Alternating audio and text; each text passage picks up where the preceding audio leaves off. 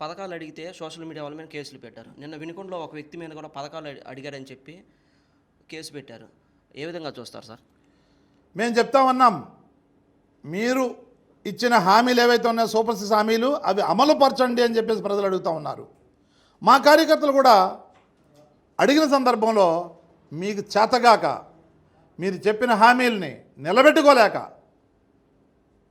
ఇవాళ దాడులు చేస్తూ ఉన్నారు, కేసులు పెడతా ఉన్నారు, హింసిస్తూ ఉన్నారు, కుట్రలు చేస్తూ ఉన్నారు. దీనివల్ల ఏ కార్యకర్త కానీ ఏ నాయకుడు కానీ భయపడ్డాడు. మరింత రెట్టింపు ఉత్సాహంతో మిమ్మల్ని ప్రశ్నిస్తాం. కాళ్ళలు పట్టుకొని అడగమన్నారు కదా మీరు ఇవ్వకపోతే మమ్మల్ని కాళ్ళలు పట్టి అడిగే హక్కు మీకు ఇస్తున్నానని చెప్పేసి లోకేష్ అన్నారు. చెప్పండి, ఎవరి కాళ్ళలు పట్టుకోవాలి? వాళ్ళ పట్టుకోవడానికి సిద్ధంగా ఉన్నాం. మా కార్యకర్తలు సిద్ధంగా ఉన్నారు. ఎందుకు భయపడతా ఉన్నారు? కాళ్ళలు పట్టుకోమన్నారు కదా, మరి రారే ముందుకి. కాళ్ళలు పట్టుకుంటారంటే కేసులు ఎందుకు పెడుతున్నారు? ఎందుకు భయపడుతున్నారు? ఎందుకు భయపడుతున్నారు మీరు? దానికి సమాధానం చెప్పాలి మీరు. ఇట్లాంటి కేసుల వల్ల మేమేం భయపడం, నిలబడతాం, పోరాడతాం. మీ మెడలు వంచి మీరు ఇచ్చిన హామీల్ని అమలు చేసే విధంగా మేము ముందుకెళ్తాం తప్ప భయపడమని హెచ్చరిస్తా ఉన్నాం. సార్, చంద్రబాబు నాయుడు గారు ముఖ్యమంత్రిగా ఉన్నారు. వైసీపీలకు ఒక పని కూడా చేయొద్దు అంటారు. మరి ముఖ్యమంత్రి ఆ మాట చెప్పొచ్చు అంటారు. మరి జగన్మోహన్ రెడ్డి గారు ఏ విధంగా చేశారు? ఇది రాజ్యాంగ విరుద్ధం. అట్లాంటి మాటలు మాట్లాడడం ఒక ముఖ్యమంత్రి స్థానంలో ఉన్న వ్యక్తికి తగదు. ఇట్లాంటి మాటలు మాట్లాడినప్పుడు సిగ్గుపడాలా. ముఖ్యమంత్రి అంటే రాష్ట్రంలో ఉన్న ప్రజలందరికీ, అన్ని వ్యవస్థలకి, అన్ని వర్గాలకి, అన్ని మతాలకి, అన్ని కులాలకి, అన్ని ప్రాంతాలకి. అట్లా కాకుండా నా ప్రాంతం నేను రాయలసీమలో చేయను, లేదంటే ఉత్తరాంధ్రలో చేయను, లేదంటే పలానా క్యాస్ట్కి చేయను, లేదా పలానా పార్టీకి చేయను అనడానికి అవకాశం లేదు. ఇది రాజ్యాంగం కల్పించిన హక్కు. ప్రతి పౌరుడు కూడా ప్రభుత్వం దగ్గర నుంచి తనకు కావాల్సింది పొందే హక్కు ఉంది.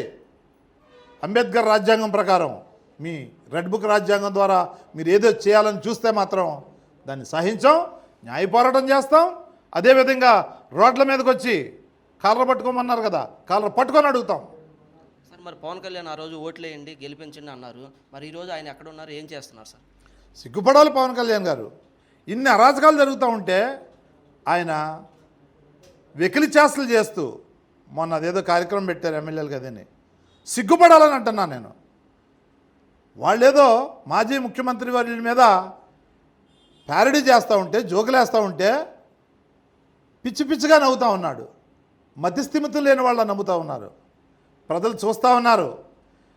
మీ మతిస్థిమితాన్ని సెట్ చేసే కార్యక్రమం చేస్తారు. మీరు ఇచ్చిన హామీలు నేనున్నాను, నేను అడుగుతాను, మీరు నన్ను చూసి ఓట్లేయండి. మీకు ఇచ్చిన హామీలు నెరవేరకపోతే నేను ప్రశ్నిస్తా అన్నాడు. ఎక్కడ ప్రశ్నిస్తూ ఉన్నాడు? ఎన్నాళ్ళైంది? ఎందుకు హామీలు ఇవ్వట్లేదు? ఎందుకు హామీలు ఇచ్చి నిలబెట్టుకోవట్లేదు? ఎందుకు అడగట్లేదు? అంటే మాటల వరకేనా? మీరు సినిమా షూటింగ్లు చేసుకుంటారా?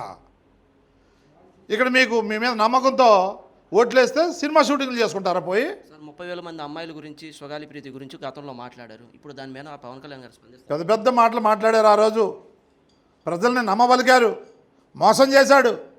ఇవాళ వాటి గురించి అతిగతి లేదు, దాని గురించి ప్రస్తావనే లేదు. సిగ్గుపడాలి కదా అంటా నేను.